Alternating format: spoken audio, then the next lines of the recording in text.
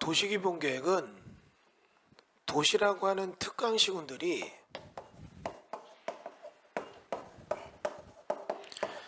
자기들 지역에 대한 장기 발전의 종합계획을 세워요. 그럼 이런 장기 발전 종합계획을 세우면 요거의 구체적 지침을 받게 되는 도시관리계획이 움직입니다. 도시관리계획이 움직이게 되면 이제부터 부동산은 변화가 시작돼요. 근데 이런 내용이 모두에게 인지되는 순간 이거는 돈이 안 돼요. 남들이 모를 때 우리가 선점할 수 있다. 그러면 이거는 돈이 되죠. 예를 들면 여러분 로또 복권 번호가 발표된 순간에 그 번호 산다 의미가 없어요. 1시간 전에 살 수 있다면 이 사람은 돈을 벌겠죠. 관리계획은 모든 게 구체화 돼서 그런 사실이 모두에게 공유된다면 정보가 돈이 안 됩니다. 그런데 기본계획에서 여러분이 이걸 정확히 읽어서 그 정보를 선점하고 이에 대한 반응을 먼저 이룬다면 상당한 수익 모델을 낼 수가 있다는 얘기죠. 그러면 이런 도시기본계획이 특광시군들이 자기들 나름대로 계획을 세우고 그들에 대한 장기발전 종합계획으로 토지 이용계획을 세워요. 그리고 인구계획을 세우고 그에 따른 기반시설에 대한 얘기에 전체적 윤곽을 잡아서 계획을 세웁니다. 그 다음은 생활권 배분에 대한 얘기를 세우죠. 그리고 이러한 내용 등을 하나의 표로 나오는 도시의 지표를 설정해요. 여러분 이걸 딱 보게 되면 이 동네는 부동산 투자가 된다 안 된다 이런 느낌을 잡을 수가 있죠. 자, 물론 전체적 미시적 시장에서는 약간의 변수가 생기지만 전체적 방향 제시는 얘들이 하는 거죠. 그러면 제가 여기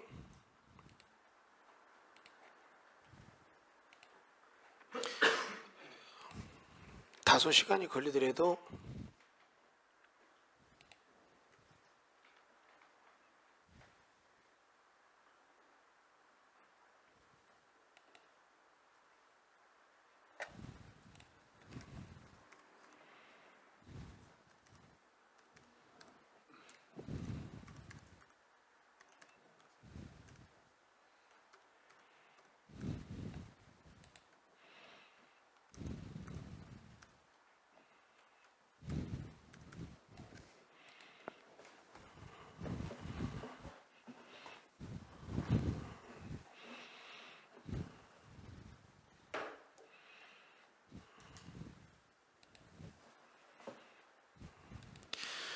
도시 기본계획에 대한 얘기 같이 해서 지금부터 재밌는 수업을 한번 해볼게요.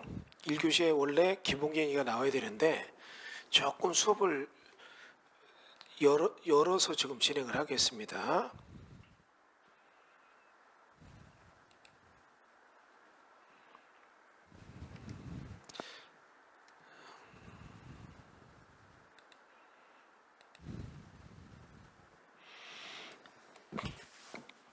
요번에 탄핵이 인용됐죠. 그러면 이제 지금 국민의힘 쪽이 아니라 민주당 쪽으로 정권이 넘어가는 건 대세예요. 여러분이 보더라도 지금 민주당 쪽에 특권 대권 후보를 대항마가 없어요. 넘어갈 겁니다. 그러면 이들 정책이 어떻게 될 건가? 이전에 재밌는 게임을 한번 해볼게요. 여러분 DJ 정부 뒤로 해서 누가 정권 잡았죠? 노무현이에요.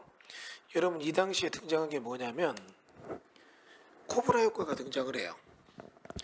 여러분 코브라 효과가 무슨 뜻인지 아세요?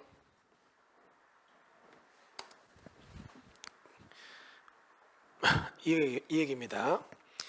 인도를 점령했던 영국이 엉뚱한 데이터가 나오는 거예요. 인도 사람들이 약간 이슬람 문화다 보니까 신도교도 있고 그런데 복수의 문화가 굉장히 강해요. 거기는 계층도 있고 막 학살도 하잖아요. 영국 정부 관료들이 이제 지배하러 가면 밤에 잘 때 코브라를 방에 넣어버려요. 그럼 밤에 물려 죽어요. 그럼 뭐예요? 암살당한 건데 규명이 안 돼요. 코브라가 물어 죽였으니까. 그러니까 이제 이것 때문에 영국 정부에서 인도 사람들에게 코브라를 다 잡아와라. 그러면 돈 준다. 영국 달러를 주는 거예요. 그러니까 많은 인도 사람들이 코브라를 잡아서 자꾸 이걸 어떻게 해요? 갖다 줘요. 돈을 받죠. 나중에 코브라 씨가 말라요. 이때부터 인도 사람은 어떻게 했는 줄 아세요? 코브라를 길러요. 그래서 어떻게 해요? 자라면 갖다 주고 돈 받아요. 이걸 뒤늦게 영국이 안 거예요. 아무 의미 없구나. 그래서 어떻게 해요? 이제도록 없어요. 그랬더니 코브라를 다 갖다 버려요. 그랬더니 코브라가 엄청 늘었어요. 코브라 효과가 뭐냐면 표면적으로 명백했던 문제 해결책이 오히려 상황을 악화시키는 거예요. 엉뚱하게 나오는 거. 이게 코브라 효과예요. 지금 여러분 이 코브라 효과에 대해서 우리가 생각을 해봐야 돼요. 오후에 잠깐 30분 동안 제가 부동산 정책 얘기했는데 여러분 노무현 정부 때 뭐를 했냐면 제일 먼저 부동산 투기 범죄 시합니다. 제일 먼저 했던 게 뭐예요? 그 당시 IMF DJ 정부에서 IMF 막 경기부양책을 부동산으로 했잖아요. 그랬더니 이제 어떻게 해요? 회복이 됐는데 오버드라이브 과속이 되는 거예요. 그래서 어떻게 해요? 부동산 투기를 범죄시하면서 강남의 재건축을 규제합니다. 이해되죠? 그래서 막 어떻게 해요? 재건축 초과이익 환수에 관한 법률, 소셜믹스, 임대아파트 의무 공급 막 이런 거 둬서 아주 똥탕을 해버리니까 어떻게 되느냐? 아이고 강남에 재건축 못하겠다. 이 정부 때는 안 해. 다 스톱. 집값이 폭등을 했어요. 집값이 폭등을 합니다. 왜? 공급이 없으니까 강남에 어떻게 해요? 어휴 이거 집 더 이상 공급 없네. 그 기다렸다 살려는 사람들이 나온 집 막 사요. 그 당시 어떻게 됐냐면 딱 6개월 만에 집값 더블 만들었어요. 더블. 그래서 어떻게 해요? 계약서 쓰러 가요. 6억짜리 8억에 팔아. 아유 어려운데 8억에 사겠습니다. 가죠? 전화 와요. 9억이요. 가요. 어디 가요? 왜 안 오세요? 여기 9억에 판데 글로 갑니다. 미안해. 여기 10억이요. 여기 11억이요. 이렇게 됐어요. 그래서 막 갑자기 강남 쪽에서 노무현 난리가 났었어요. 그러니까 다시 어떻게 해요? 세금을 강화해요. 대출을 규제합니다. 그러니까 어떤 일이 벌어지는 줄 아세요? 세금 강화하니까 팔려는 사람도 못 팔아요. 정상적 매각 물건까지 시장에 다 들어가니까 수요는 많은데 공급이 차단되니까 집값은 더 뛰어요. 자, 그러니까 이 집값 폭등이 다시 뭘로 가느냐? 안 되겠다. 기업도시 혁신도시 외곽으로 할 게 아니라 강남대체 신도시 만들겠다. 그래서 공급을 넓혀준다니까 집값 떨어질 거다. 그 얘기 나오자마자 수도권 전체의 집값이 폭등해요. 그리고 그래서 다시 어떻게 해요? 토지거래 허가제를 만들어서 거래 못하게 하고 그 다음 어떻게 해요? 공시지가를 현실화시켰어요. 이 효과 토지거래 허가제로 스톱이 딱 되니까 그 허가가 지정 안 된데 땅값이 뛰어요. 공시지가 현실에서 어떻게 해요? 세금을 막 올려서 집값을 안정시키려는데 세금이 오르니까 어떻게 되냐? 공시가 오르니까 보상을 할 때 보상가가 올라요. 결국 부동산 폭등이 또 일어났어요. 그리고 이걸로 이 마감이 돼요. 근데 여러분 이 제도가 더 볼 거 없어요. 문재인 정부 정책이랑 똑같아요. 문재인 정부도 부동산 투기에서 여기는 강남 재건축을 한 게 아니라 뭐를 했어요? 여러분 재건축 초과이익 환수벌 뭐 유예한 거 다 시작됐잖아요. 그리고 집값 폭등되니까 세금과 대출가 또 폭등됐죠. 그래서 뒤늦게 이제 공급 확대책 쓴다 해서 공공재개발, 뭐 3기 신도시 만들었잖아요. 근데 이게 어떻게 해요? 집가가 또 폭등됐죠. 그리고 나니까 어떻게 해요? 토지 거래가지고 공시가 현실화해서 결국 부동산 폭등으로 마감됐어요. 그래 여러분 이게 지금 이후에 뭐 분양가 상한제부터 시작해가지고 뭐 이 민간택지 분양가 상한제 하고 막 하니까 이것 때문에 계속 올라갔거든요. 그래서 역대 정부별 택지지구 지정 면적 이렇게 많이 됐어요.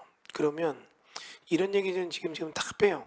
지금 이후로 이런 내용이 쭉 나와가지고 이 입종력 보는데 여러분 이제 여기서 얘기를 해볼게요. 지금 제가 이 얘기를 왜 하냐면 이 내용이 그대로 우리가 또 보게 될 내용이에요. 무슨 얘기인지 아시죠? 지금 이 스토리, 좀 전에 보여준 스토리가 그대로 역사는 반복한다. 민주당이 정권 잡으면 나오는 거예요. 이걸 보면 여러분이 기본적으로 대처가 돼요. 단, 요건 있어요. 뭐냐면 공급이 없다 보니까 집값이 많이 뛰는데, 예전에 그 노무현이나 문재인 때 사람들이 지불 능력보다는 지금 집값이 너무 떴어요. 그때 대비해서 집값이 3배, 4배 뛰었거든요. 사람들의 소득은 3배, 4배가 안 돼요. 그러니까 어떻게 해요? 위에 쪽의 시장에서는 이제 그들만의 리그가 되고, 밑에서 일어나는 거죠. 밑에서 일어나는 게 내가 보는 딱 적정 코스는 5억선이에요. 5억선 이내의 주택들은 5억이 근접하도록 집값 다 뜁니다. 이거는 지역 불문이에요. 다시요. 평수 불문이에요. 그러니까 2, 3억짜리 이런 거 받아두면 5억까지 뛸 거예요. 그런데 여러분 여기 공법의 기본 원칙이 있죠? 먼저 계획을 세우고 그에 따라 개발을 하죠. 선계 구개발이고, 이 계획이 뭐냐? 바로 특광시군이 세우게 되는 도시기본계획이에요. 이런 도시기본계획이 장기발전 종합계획이 있고, 이거를 딱 보게 되면 여러분이 집값이 뛴다 내린다, 그 다음은 부동산에 대해서 내가 여기 투자한다 만다, 가이드라인이 잡혀요. 이 안에서 다 논다는 얘기죠. 보세요. 여기가 지금 평택시인데, 평택시 나름대로 이렇게 저렇게 나오는데, 여러분 평택시 인구 2016년에서 20년까지 인구가 이렇게 돼 있어요. 지금 2035 여기까지 와 있는데, 계획 인구가 74만이고 동부생활권 남부생활권 나눠서 이렇게 돼 있는데, 여러분 주거용지 여기 지금 보면 변경 주거용지 나오죠? 평택시 기본계획 보면 시가와 예정용지 단계별 총량에서 2020년까지 예정용지를 다 땡겨서 쓰는 거예요. 보이죠? 동부, 서부. 여러분 왜 평택시 집값이 폭락합 빌빌대는 줄 아세요? 평택시는 여러분 알고 있는 것처럼 과거에 삼성 SK하이닉스가 들어온다는 거 알고, 이게 들어오게 되면 엄청나게 주택이 부족하다, 집값을 안정시키기 위해서, 폭등을 막기 위해서 예정용지를 다 땡겨서 그냥 어떻게 해요? 쫙 해서 이거 수용 못하니까 환지 방식으로라도 막 시가지에 공급했어요. 이 땅을 분양받았죠. 기업들 분양하기 좋죠. 입맛이 얼마나 좋아요. 뭡니까? 삼성 들어온다. 다 찍었어요. 그러니까 막 다 찍어놓고 삼성은 아직도 다 안 들어갔는데 집들은 다 졌잖아요. 그러니까 어떻게 해요? 피는 막 붙었다가 잔금 낼 때 마피 붙고 난리 났었잖아요. 이해됐죠? 그리고 삼성은 아직까지도 지리멸렬 하잖아요. 위야무야 돼 있잖아요. 그러니까 어떻게 해요? 공급이 많으니까 평택 집값이 떨어지는 거예요. 이 당시에 평택 막 이렇게 해서 갭 투자하는 사람한테 내가 하지 말라 했거든요. 꿋꿋하게 가더라고요. 교수님 뭐 피가 3층부터 알았습니다. 결국은 어떻게 작살났잖아요. 어제 대구 갔는데 대구에서 갭 투자하는 사람들 만났거든요. 죽으려고 해요. 얘기합니다. 문재인 때 내가 얘기했어요. 난 노무현 때 이걸 봤다. 그래서 교수님 학습휴가 돼 있어서 그거 안 했구나. 갭 투자 막 해가지고 지금 6시 7시 가다 다그지 됐어요 지금. 왜? 막 뛰었죠. 실제로 그 뛴 거는 느끼지도 못했어요. 집만 맞고 가만 뛴 거죠. 근데 어떻게 해요? 팔려니까 양도세 중과세, 갖고 있으니까 보유가세 중과세, 지금 폭락했죠. 안 팔려요. 다 죽으려고 해요. 정책 실패가 이렇게 문제가 있어요. 그런데 여기 보면 이제 이번에 이재명 정권이 온다면 이재명 정권 때 유사하게 가더라도 여러분이 같은 실수는 하지 마세요. 실수요자 위주 시장을 구성해야 돼요. 그럼 이런 데가 아까 말한 5억대 시장이에요. 지금 5억대. 문제 이해되죠?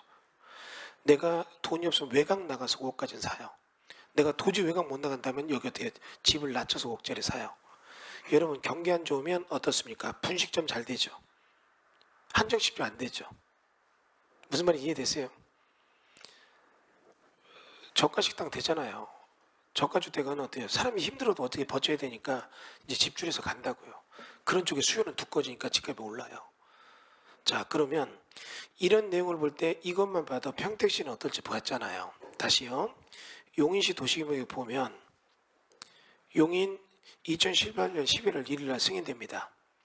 경제행정 도심의 5지역 중심으로 나눠졌고, 여기 플랫폼 시티, 포공모현 문화 관광단지, 원삼 산단 등 정책 반영된다. 제가 2018년 11월 1일 날 경기도에서 용인시 기본계획 승인 났다고 해서 용인시에 갔어요. 제자분한테 전화해서 13층에 도시계획과로 갔더니 5층에 전략기획과로 가래요. 아직까지 안 올라왔대요. 갔더니 이게 대비라 아직 못 보여준대요.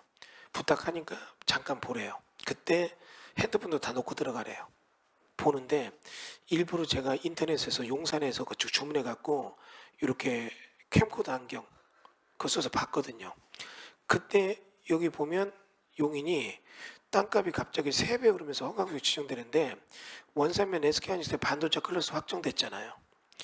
용인시 처인구 100명 허가구역 지정됐는데 이때 7일 만에 지정됐어요. 7일. 기록 세웠어요. 그 전까지 45일이 기록인데 하도 집값이 뛰니까. 근데 이거를 제가 그때 딱 보고 이때 SK하이닉스가 들어온다고 발표는 안 나 있었어요. 근데 뭘로 알았냐면 여기 2016년 20년까지 개발계획 단계별 계획이 나오는데 GTX, 남사, 이런 평택, 동탄 뭐 쭉 나서 복합단지 만든다 나오고 여기 보세요. 2020년까지 1단계에 처인 중심권역에 50만 700 이게 지금 얼마냐면 132만 평이에요. 5만 이 금액이 공업용으로 지정한대 2020년까지. 여러분 여쭤볼게요. 2018년 11월 1일이면 19년 20년 2년 남았죠. 2년 동안 132만 평을 용인시가 혼자 공업적 지정한다? 말이 돼요.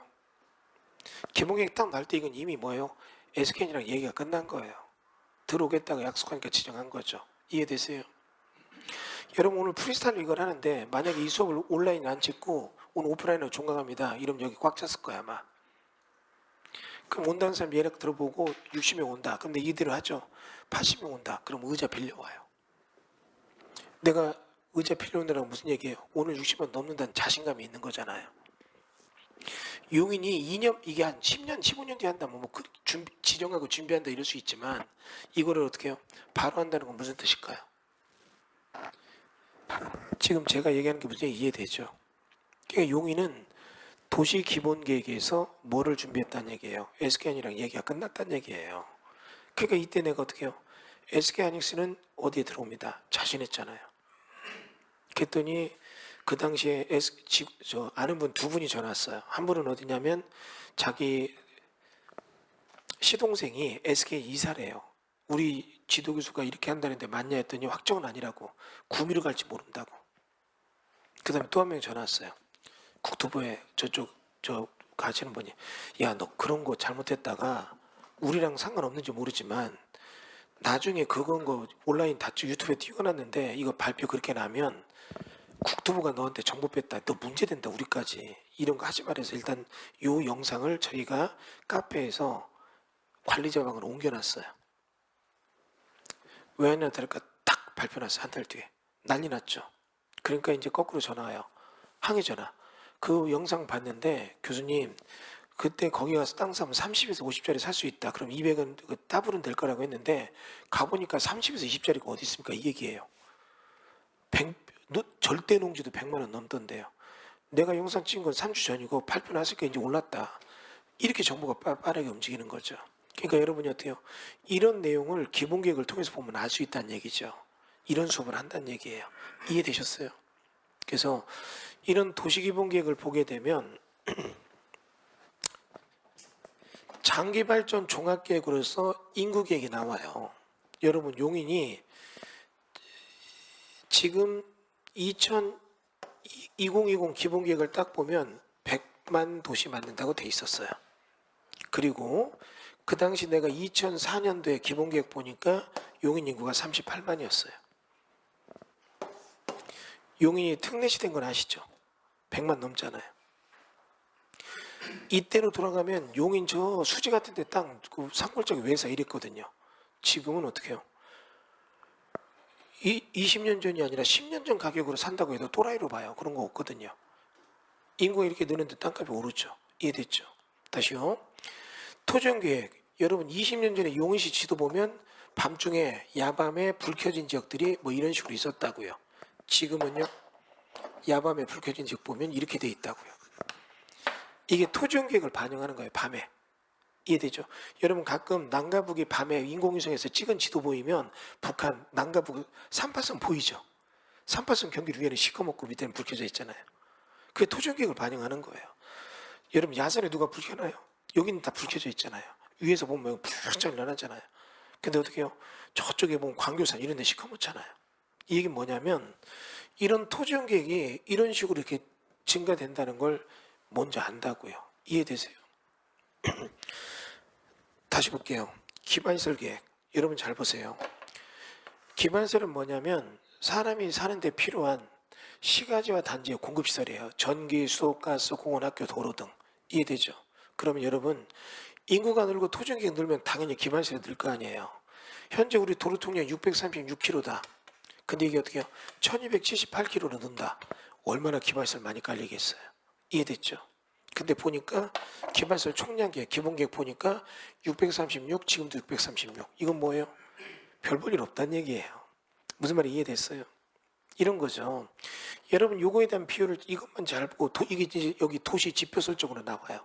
이것만 잘 보고 있어도 재밌어요. 우리가 오늘 또 안양할 건데 안양은 토지용계획, 인구계획 보면 토지용계획이나 인구계획이나 큰 변화 없어요. 인구계획은 55만 도시가 60만 된다고 나와요. 토지용계획 시간이면 거의 대동소이해요. 근데 뭐요? 기반시설 계획은 달라져요. 특히 도로, 전기, 수도 이런 게 달라지죠. 그럼 이건 뭐겠어요? 도시가 양적 팽창은 끝났지만 내부 질적 수준을 바꿔주는 거죠. 이해되세요? 이런 거죠. 군대에서 군인을 50명 있는데 100명 만든다. 좋아요. 100명이 200명 된다. 좋아요. 느는 거죠. 강력해지겠죠. 200명이 계속 200명 있다. 그럼 이거 안 는다. 그게 아니죠. 가서 보니까 무기가 창칼에서 기관총으로 바뀌었다. 더 달라지는 거죠. 이런 걸 여러분이 보고 해석해야죠. 지금 문제 이해되세요? 어떤 특정 지역에 대해서 도로 같은 게 보면은 없던 선이 막 나타나요. 그러면 어떻게 해요? 이런 도로가 나타나면 이런 부분 등에 대해서 어떻게 해요? 굉장히 도시가 기능적으로 업그레이드 되는 걸 본다는 얘기잖아요. 정리되죠? 그럼 여러분 이런 거죠.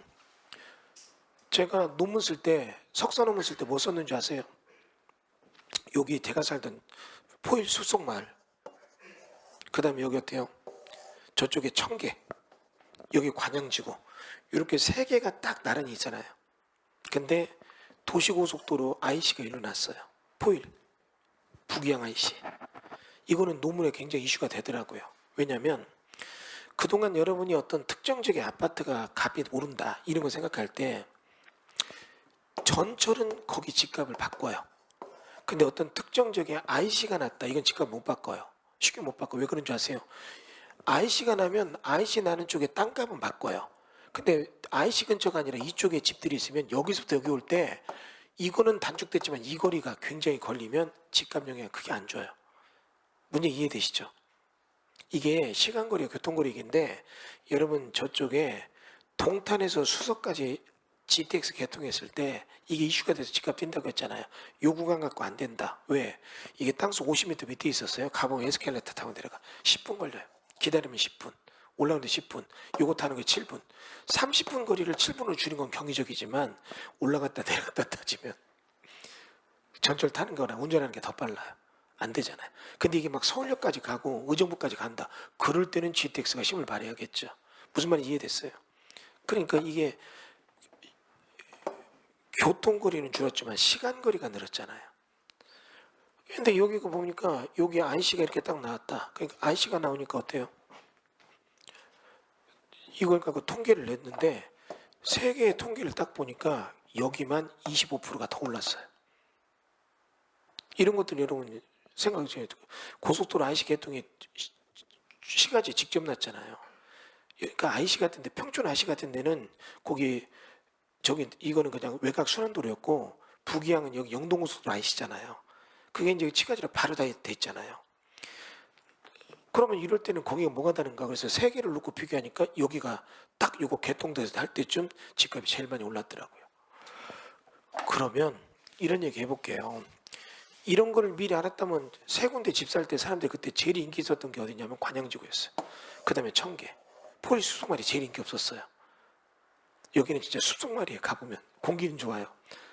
근데 이쪽은 저쪽 판교로 넘어가기 편하고 이쪽은 인덕원에 가깝잖아요.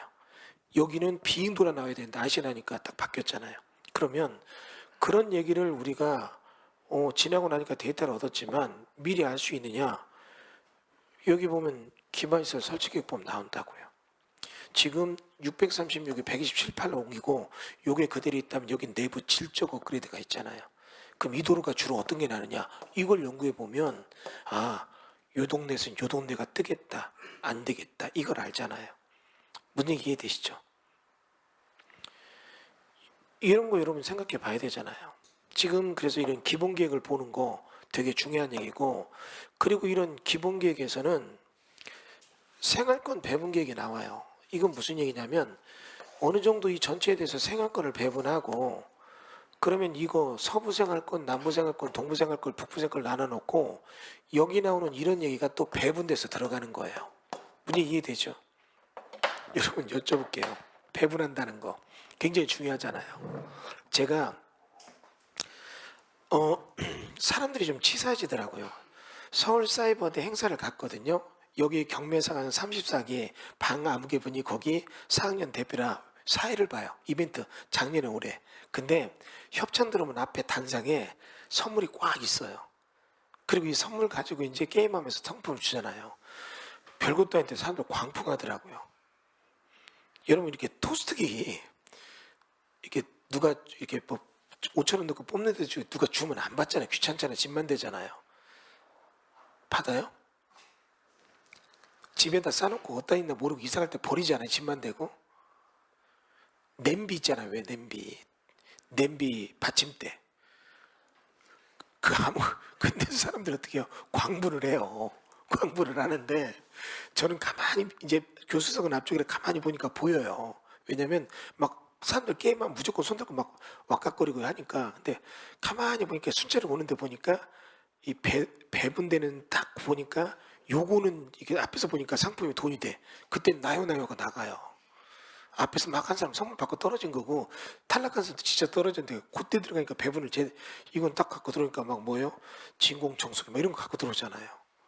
헤어드라이기 뭐 이런 거. 이 배분을 잘 받은 거잖아요. 그죠? 다시요. 여러분이 하다못해 노래자랑 게임 장기자랑에도 상품 보고 배분 좋은 데 들어가는 게 맞잖아요. 그냥 게임에 취해서 뒤에 있으니까 몰라서 그랬는데 교석은 앞쪽이라 가만히 행사하는 거 두 번째 보니까 이게 쭉 상품별로 나와서 게임을 하면 딱 보면 이렇게 보면 상품이 보여요. 도마네 이런 거 안 나가 이제. 무슨 이해되죠? 근데 어떻게 해요? 진공청소기네 커피포트 믹서기 이런 거를 때는 이제 나가는 거죠. 제가 지금 왜 그 얘기하는지 아시죠? 여러분이 그럼 땅을 사서 보더라도 이 생활권이 배분돼 있으면 배분되는 지역에 위에 나오는 것도 얼마나 배정됐나 보고 들어가야죠. 이해되세요? 그리고 여기에서 보면 다시 이제 뭐가 나오냐면 이거는 수학 분석이라고 하는데 강점, 약점, 위기, 기회 이거에 대한 것들이 분석돼서 나름대로 테마를 줘요. 테마를 주면 요질들로 성향이 나와요. 성향. 이거를 보면 여러분이 어떻게 해요? 투자 코드를 어떻게 해야 되는가? 이거를 읽을 수가 있다고요. 이런 얘기 한번 볼게요. 여기 보니까 이 지역 토지용 계획 지금 현재 전체 면적의 45%가 시가지, 계속 40% 시가지. 인구는 어떻게 해요? 지금 25,000명인데 32,000명으로 늘린대요. 7,000명 늘어요. 그럼 이런데 뭘까요? 정비사업 하는 거예요.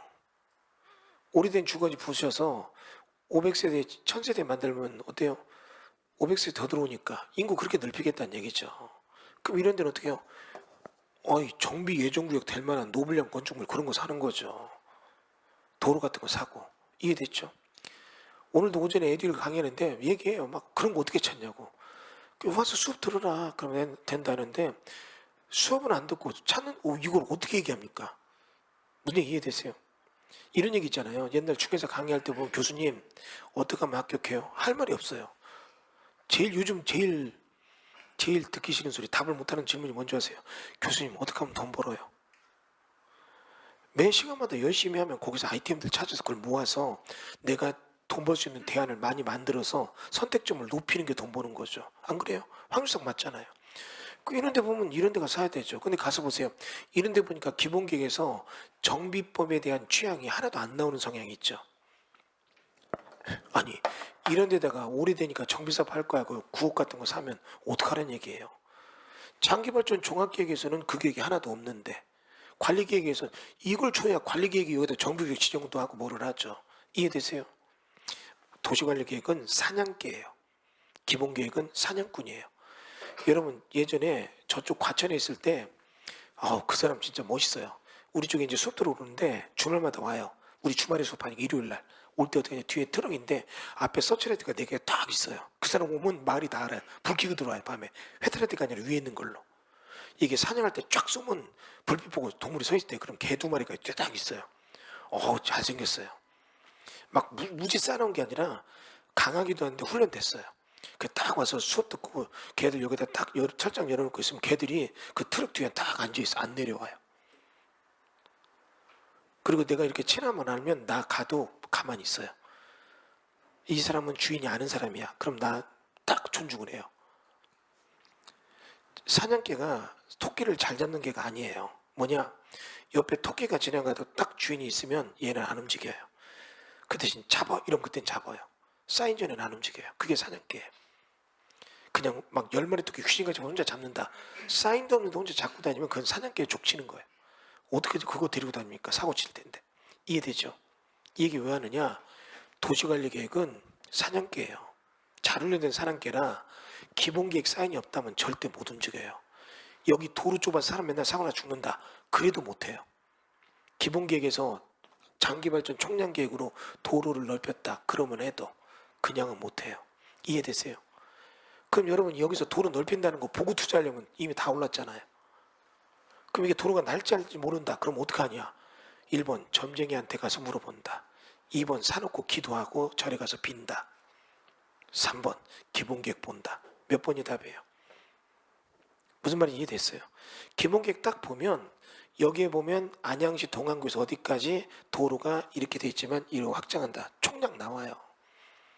그럼 딱 보면 그 동네 도로 넓힐 건 그 자리밖에 없잖아요. 그러면 그런 거 보고 투자한다. 이해됐어요? 다시요. 이 지역의 인구는 요만큼인데 이만큼 넓힌대요. 근데 이 지역의 시가지 면적은 요만큼인데 이만큼 넓힌대요. 그럼 뭐예요? 이만큼 토지를 넓혀서 이 인구보다 더 많은 사람이 살 수 있는 택지개발, 도시개발 사업 들어온다는 얘기예요. 그럼 이런 데는 토지장에 팽창이 있다는 얘기잖아요. 이해됐죠?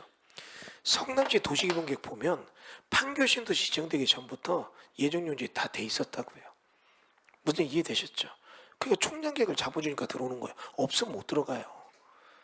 무슨 말이 이해됐어요? 다시 볼게요. 이 지역 보니까 뭐예요? 인구계획도 요만큼, 현재도 요만큼, 토지계획도 요만큼, 현재도 요만큼. 그리고 기반시설 계획이 된다면 이런 데는 변화가 있는 거잖아요. 군인은 200명 그대로, 그 대신 무장을 바꿔준다. 이런 개념이잖아요. 다시요. 그런 것도 없어요. 그럼 이건 뭐예요? 스톱된 거예요. 이런 지역은 정비사업도 없고 동네가 좋아질 것도 없고 꼬집꼬집 그 동네 그들끼리 모여 사는 거예요. 정리됐어요. 그 도시의 미래가 보이잖아요. 이해됐죠? 지금 여러분 이해되는 거 맞죠? 이해 하나도 안 되죠 지금. 돼요? 예, 다시 볼게요. 여기 보니까 이 동네는 어떻게 해요? 토지계획은 이만큼이 시가지인데 토지계획은 이만큼 바꾸요. 시가지를 크게 바꾼대요. 그럼 요 면적이 이만큼 넓히죠. 근데 인구계획은 어떻게 해요? 요 인원이 그대로 인원이에요. 토지는 이렇게 개발하는데 여기는 왜 안 하지? 이게 뭐냐? 공업지역이에요. 공업지역. 산업단지. SK 하이닉스가 들어오게 되는 아까 그게 보면 132만 평이 개발되지만 인구계획은 증가가 없어요. 그러니까 공업지역 개발한다. 당연히 산업단지죠. 그러면 산업단지 인구가 안 늘잖아요. 공장만 짓는 거죠. 이해됐어요? 그러면 이런 지역은 이런 공장이 들어온다. 그럼 이런 공장 들어오면 얘들과 대체재, 보완재, 무관재는 뭔가 이런 거 봐야죠. 그러면 이런 걸 보게 된다면 어떻게 해요? 토지시장에 점쟁이 소리 듣는 거예요. 부동산 투자시장에 점쟁이 듣는 거라고요. 이해됐죠? 제가 안양시 도시개발이 좀 이따 할 건데 안양시 우리 동네잖아요. 물론 여기 안양시 아는 사람도 있고 모르는 사람도 있겠지만 안양시라는 동네가 좀 특성이 있어요. 안양 시민들이 투표해서 뽑은 1등이 대통령 된대요. 왜 그런 줄 아세요? 안양에 특성이 있거든요. 원래 안양 토백이 서울 사람, 경기권역, 인천 사람, 전라도, 충청도, 강원도 비율이 딱 전국 비율이랑 맞대요. 안양이 사람을 오면 목 밑에잖아. 인도군이 사람 목이야 목.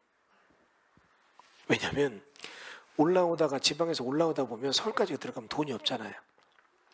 그러면 어떻게 해요? 안양에 집을 많이 얻어요. 외지인 비율이 전국에 다 모였고 인천 사람들도 직장 얻다 보면 안양으로 많이 나와요. 서울도 가깝고 어때요? 신도시도 있고 구시가지 원주민도 있고 그러니까 안양시 기본계획이라는 건 참 재밌습니다. 여기는 보면 여러분 평촌 신도시도 있죠. 구도심도 있죠. 기종시가지 개발지향구역도 있죠. 이런 것들 보면 안양이 지금 이제 앞으로 2040 기본계획 보면 어떻게 바뀔 것인가 이거 좀 보는 거죠. 그래서 요거 한 10분만 쉬었다 이어서 할까요? 예. 자 10분 좀 쉬었다 할게요. 예.